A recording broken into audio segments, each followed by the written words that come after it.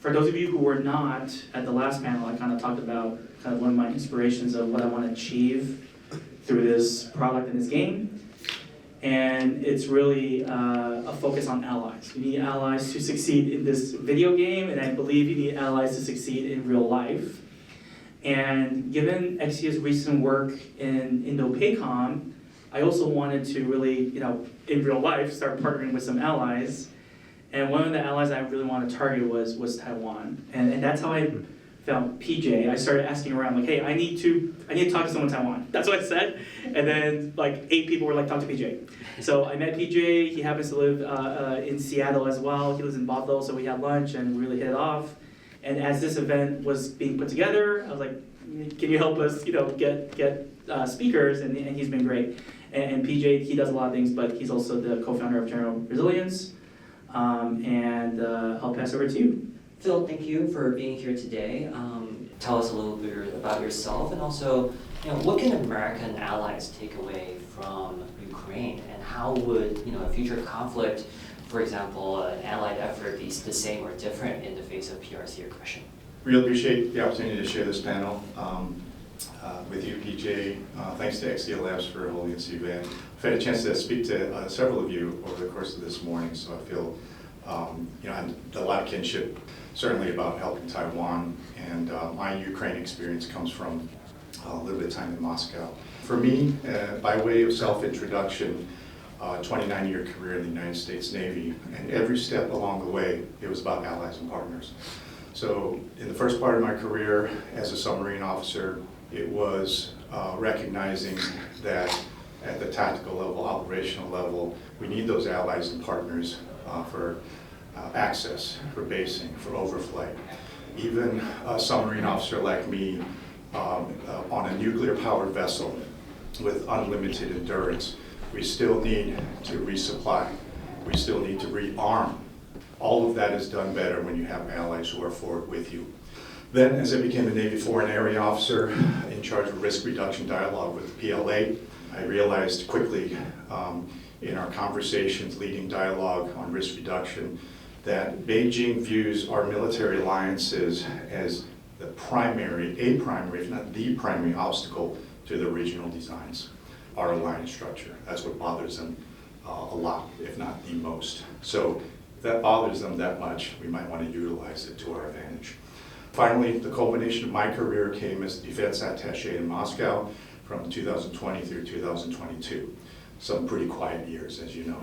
But what I learned from that, again, it was about, in order to get ahead of the Russian design, in order to expose it for what it was about intelligence and information sharing, and a new type of information intelligence sharing with allies, partners, and even countries who were on the fence. It was about taking a combination of exquisite intelligence, highly classifying and sharing that, but also utilizing what's new out there with open source intelligence, but doing so in a way that shares. And they may be skeptical, as many of the nations were, about what we were sharing, but to do so in a way that gets everybody prepped. It is your question about lessons we can learn from Ukraine for Taiwan as it applies, when you're playing a game like this, why this matters, why it matters to win in this game here, why it mirrors true life, is that you do have to work for the allies and partners. Well, clearly there are a lot of differences between a Russia-Ukraine scenario and a PRC Taiwan scenario. For starters, you can fit 2.5 Taiwan islands in the space of eastern Ukraine, right? So the size, scale, and scope of it's different. The maritime environment, there's no Poland right next door with railways. So I would offer a few lessons, just wave tops here. One is, understanding what warfighting advantage means today. So when I grew up, warfighting advantage in my generation was based on exquisite technology hidden behind very highly classified programs. That is still an advantage for us. We still need it. But warfighting advantage in today's world, as we're seeing in Ukraine and other places, is increasingly not about exquisite systems. It's about speed of adaptation with imperfect systems. And so what you buy today will be obsolete very shortly, sometimes within 6 weeks. So working with drone operators in Ukraine, Sometimes it's a 6-week cycle. They put it out, the Russians counter within 6 weeks. You got to bring something that's obsolete and reintroduce it. So the partnerships you're looking for in your procurement programs need to be about adaptation, speed of adaptation. That's one thing we've learned. A second thing we've learned is, in a conversation I had with the Ukrainian Admiral, this is a mindset issue in terms of lessons we can learn. And he was telling us, he goes, you Westerners, Western nations, you NATO countries, you are so obsessed with escalation management so that you don't get to World War III. From our perspective as Ukrainians, World War III started a long time ago, because on the battlefield, I have North Korean soldiers. I have Iranian Shahed drones coming at me on a daily basis. I have Chinese assistance to the Russian agenda, so on and so forth. And I have a front line that's over 1,000 kilometers long, which the likes of which we haven't seen since World War II, World War I era. What's not World War III about that? You know, sobering thought for us to think about in terms of lessons. And then finally, I'll share that, you know, it seems like the aggressors, based on this World War III analogy, the aggressors are bringing their friends. So why wouldn't we bring our friends? Fanny, also welcome to our panel. Can you share more with our audience, a little bit more about yourself, your background, what you're doing now with DSAT? Perhaps you could share a little bit with us about what we should be thinking about in terms of U.S.-Taiwan cooperation on drones and UAVs. Thank you, PJ. I'm very honored to be here. So hi everyone, my name is Fanny Chao, and I'm from Taiwan. Right now I'm based in DC, but before I came to DC, I served in Taiwan's National Security Council for a little while under the Taiwan administration. And right now I work in a Taiwanese think tank called DSAT, and in DSAT we focus on researching emerging technology and its impact on geopolitics. So my team, we focus on drone, as PJ mentioned. And for drone, I think the most important, the most critical part is small drones, the small UAS. And where we have to address the high attrition rate that we observe on the battlefield, which is from Ukraine. And also like right now, we have already seen some business-to-business cooperation between the US and Taiwan happening right now, but it's just ad hoc. We didn't really see it systematic and institutionalized. So when I talk about small drones, we have to think about like the high attrition rate. So some research pointed out that in Ukraine, they actually use more than 10,000 units per month. So that is like a huge amount. So for Taiwan, it means we not only had to buy a lot, it also means that we had to have a sector that is capable of resupplying during the conflict, so during the isolated situations. And before Ukraine war, Taiwan's drone sector is like really weak. You can see it as like zero in terms of like dual use capabilities. Right now, it is because of Taiwanese government is trying to push this, so it's getting stronger. And we've seen that two kinds of important US Taiwan cooperation in this. So the first one is the co-development between the US company and Taiwan company. So I will give one example. So the drone company from Taiwan, Hunter Tiger, last year, they announced to cooperate with the US company Autorian, who is focused on AI, to develop a AI-enabled drones for Taiwan's use. And that is very important for Taiwan to getting drones that is more advanced technologies, and also is like more suitable for Taiwan's use. So co-development is a very important cooperation, and another cooperation is the U.S. Important as a market to stabilize Taiwan's production line. So as I talk about, like Taiwan's drone is really new, and also like basically the whole sector has just one client, which is Taiwanese government. And you can start development a sector with one client, but you cannot sustain it with just one client, right? So it is necessary that Taiwanese drone sector go to international market. And actually, according to the export data, right now most of the Taiwan's drone exports goes to the ongoing battlefield. So in the second half of 2025, like 85% of the Taiwanese export goes to the Eastern European country, which we believe that their end user is in Ukraine right now. But among the rest, like United States is the biggest one.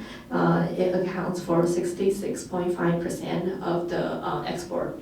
So that is a really big part. So like United States is also very important to Taiwan's drone in that sense. So that is why for the role of Congress, it is we're very welcome that in the NDAA just passed. So like the NDAA 2026.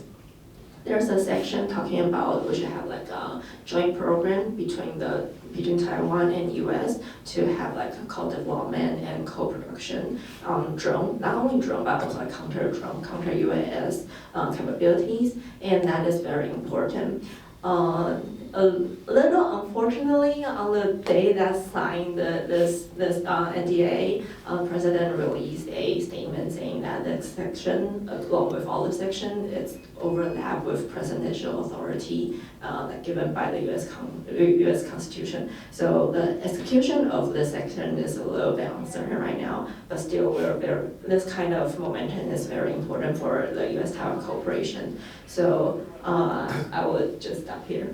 Thank you, Fanny. And Mike, likewise, thank you so much for joining us today. Please tell us a little bit about yourself. And I think we often focus on the equipment that goes over to our allies, right? But maybe if we could also get you to opine a little bit on tomorrow's force design, whether it's for the U.S. Marine Corps or for allies like Taiwan, right? What needs to be reformed and modernized to stay relevant in 2030? My name is Mike Hunzeker. I'm an associate professor over at George Mason University, where I also direct our Taiwan Security Monitor, shameless plug here. I work with a group of students and we maintain real-time open source intelligence surveillance over all things related to Taiwan security. So if you don't yet follow us on X, please @Taiwan Monitor. I got into the Taiwan space though many years, decades at this point ago. I was a Marine Corps officer in another life and another time, served 6 years after a couple of tours in Iraq to include the invasion itself, came back to a training command where I was a part of our AAV sales package to the Taiwanese 20-some years ago. And so I trained Taiwanese officers in the United States, and I also trained Taiwanese officers and Marines in Kaohsiung as part of that effort. Became really interested in the Taiwan problem, totally unrelated to that. My family, my wife's side are Taiwanese, so became interested in sort of the cultural, organizational challenges, and then in my academic life, the real thing I work on is organizational reform and how armies learn in times of war. Those two have intersected over the last decade, which has kind of brought me to this space and to PJ's excellent question. I would agree wholeheartedly, the stuff, it matters. It's necessary, but it's not sufficient. And the challenge, and this is not unique to Taiwan by any stretch, this is everybody to include our adversaries. Like if you're in this room, you already know we are just in the middle of this really profoundly disruptive period of military technology. And I spent 10 years of my life studying the First World War, which is the closest analog to sort of that environment. And the bottom line is, as the Admiral aptly pointed out, none of us knows. People like to pontificate with a lot of confidence as to what this all means and what it will look like in the battlefield, but we don't know. And even if we think we know, when we do it for real, it's going to change. And so that ability to be organizationally and culturally adaptive is essential. The Marine Corps has been wrestling with this here in the United States for many years, and you can read in the pages of various outlets how that is a challenge for that organization. And so I really would love to see anything and everything Taiwan can do and has been trying to do to make those same transitions. I think it really faces two unique challenges though. The first is its military has attempted to emulate the American military, but it is historically very different. Its relationship with its own people is different. This is a real challenge, and I leave it to others who are kind of more well-suited to talk to those issues, but it's a problem we can't ignore. I think the second challenge is the United States has the advantage of certainly distance, we're thousands of miles away. We also have the advantage of a much larger defense budget. And so we can kind of hedge our bets. We're gonna need new stuff, but war tells us we're also gonna need old stuff. We just kind of don't quite know the right proportion of each and how we're gonna combine those two sets. Taiwan, even though it's spending as much as it possibly, I think, can right now and will be spending more, it just doesn't have that budget to support both.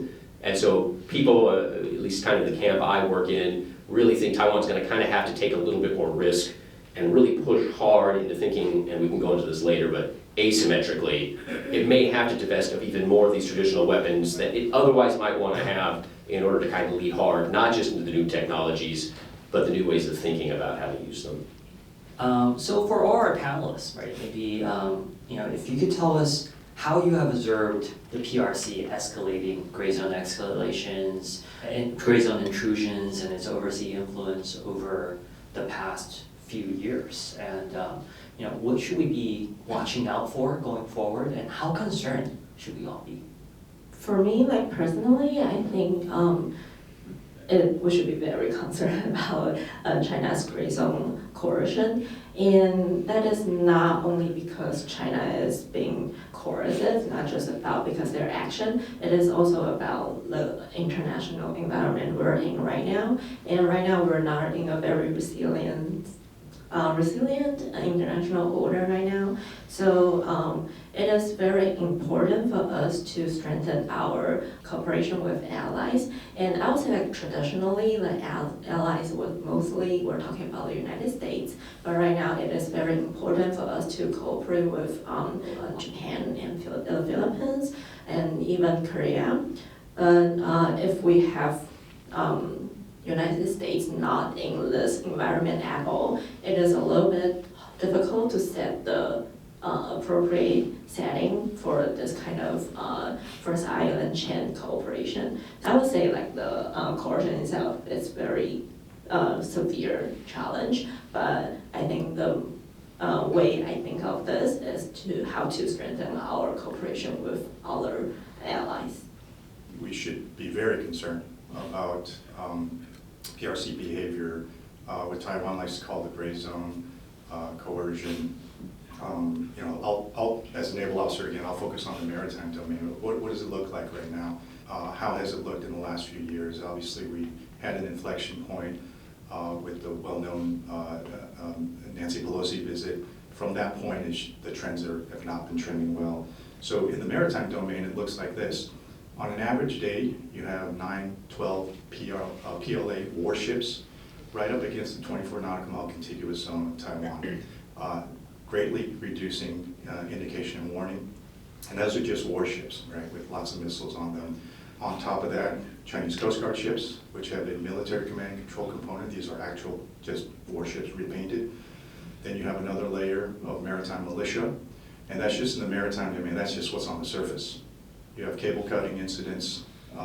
You have what's in the air domain with repeated intrusions across the median line.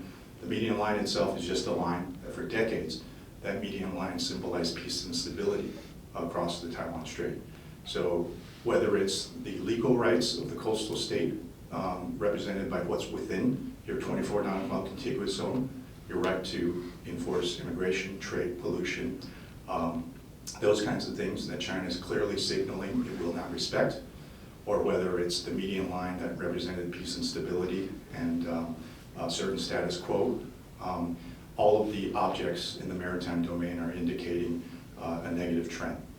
When I did risk reduction dialogue, 2016 timeframe, we maybe had 5, 6, 7 cases to talk about in a year of unsafe, unprofessional interactions, always in international airspace, international waters, of PLA forces conducting unsafe, unprofessional maneuvers against our forces. Unclassified China Mil Bell report that you can go read, put out by the Defense Intelligence Agency in recent years, now count these in the hundreds.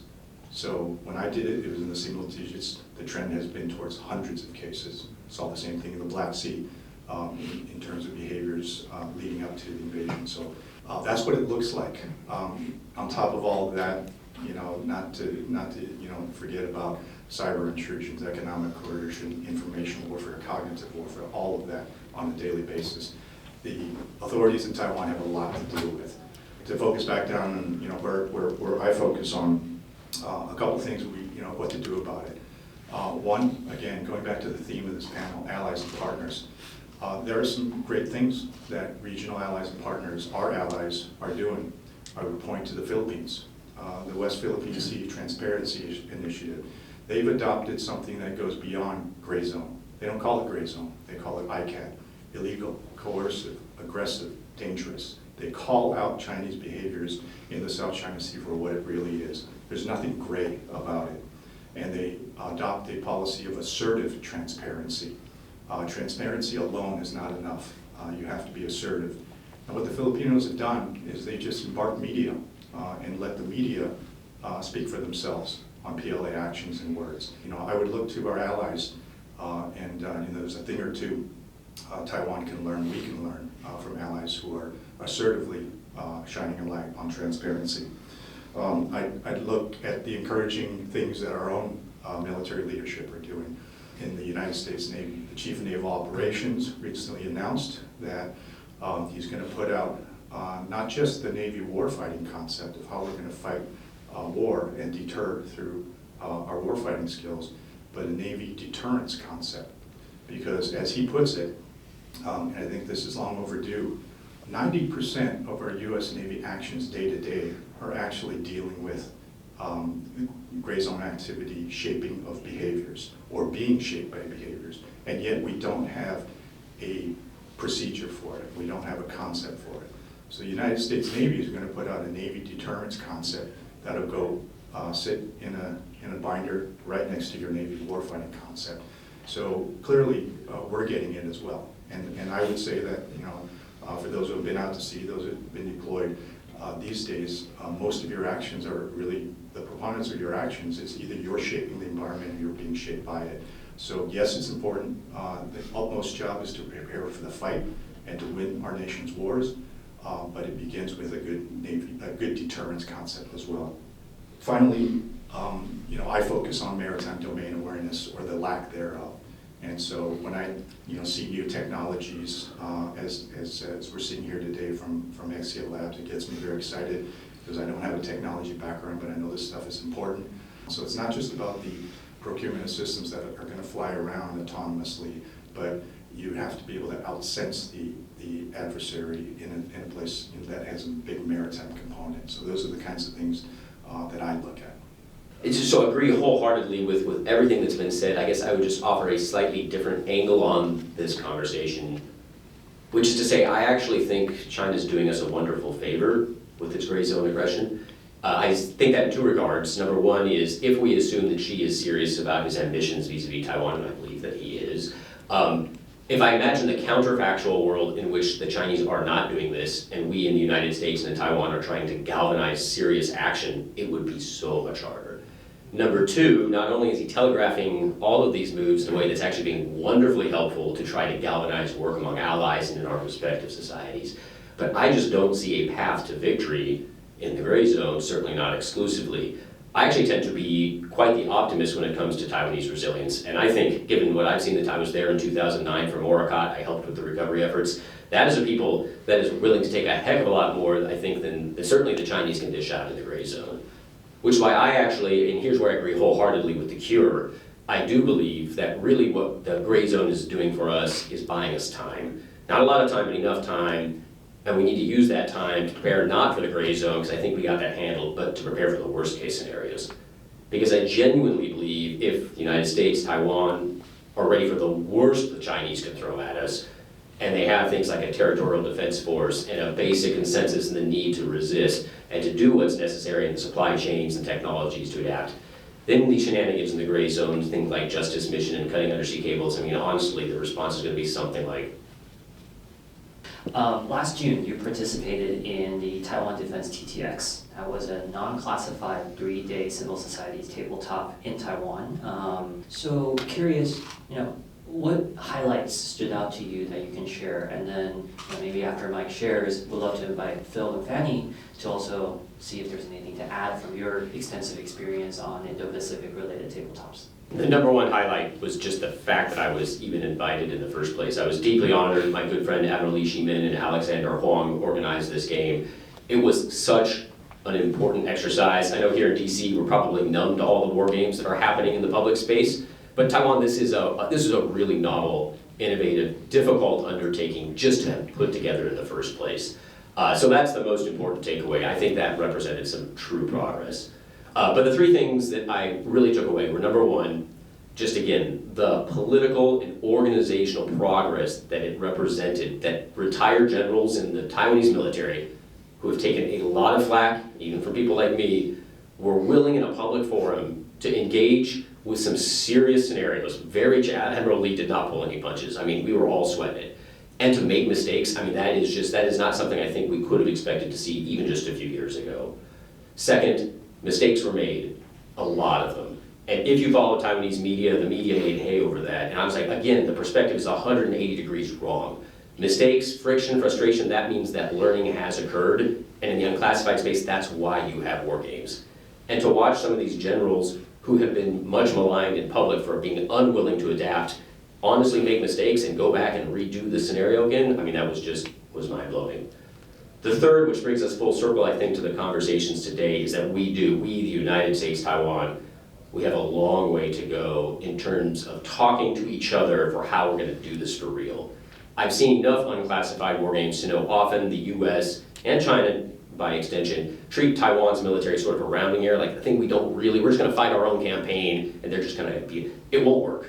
And in particular, we keep talking a good game about asymmetry, new technologies, new warfighting concepts, but I was really surprised at the degree to which Admiral Lee made those capabilities available to both sides, and we didn't use them, because the only way these asymmetric concepts work is if the United States and Taiwan are literally intertwined in how we're fighting that campaign. I'll just add one thing. Read Admiral Lee's book, recently translated by the now rebranded Institute for Indo-Pacific Security. And it's, like you said, represents a new mindset. Again, I share in your respect for a former chief of the general staff who courageously stood up and said, we need to change our mindset.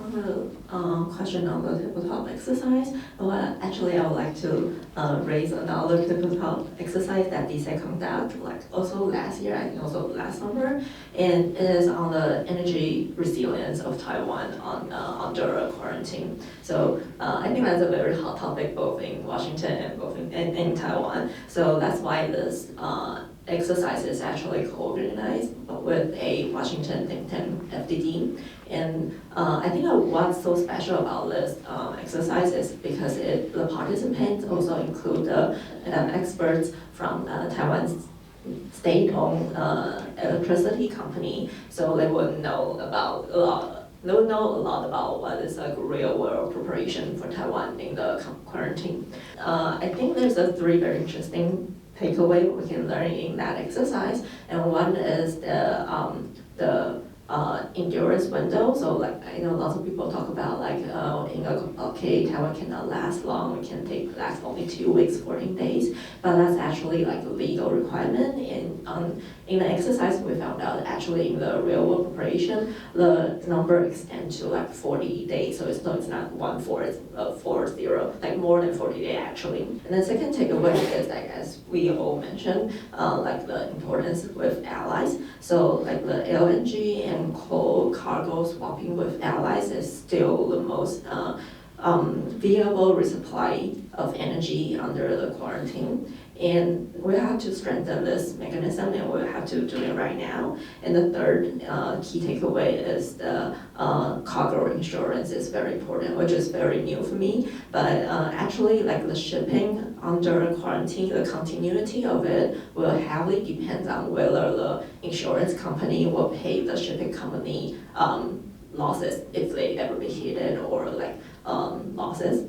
Whether insurance company going to pay that will heavily influenced by public funding, public financial backing actually. So that is why the governmental support is also very important on this front, and that is why last year I think in Senate there is an act being introduced, the Taiwan Energy Security and Anti-Embargo Act that is that's address these questions, this problem, and it is very critical. So this three takeaway is very interesting, and I would like to share with you all.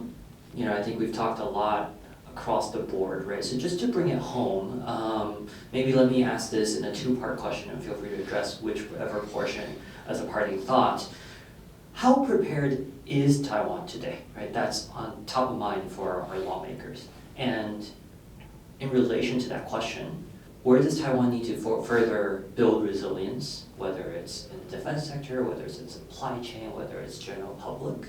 Or if we broaden the aperture, how can America, along with allies like Taiwan, strengthen global partnerships to counter PRC aggression, defend freedom, and preserve peace? So I think, for me, even I focus on military matters, security matters. Taiwan's energy vulnerabilities are where I think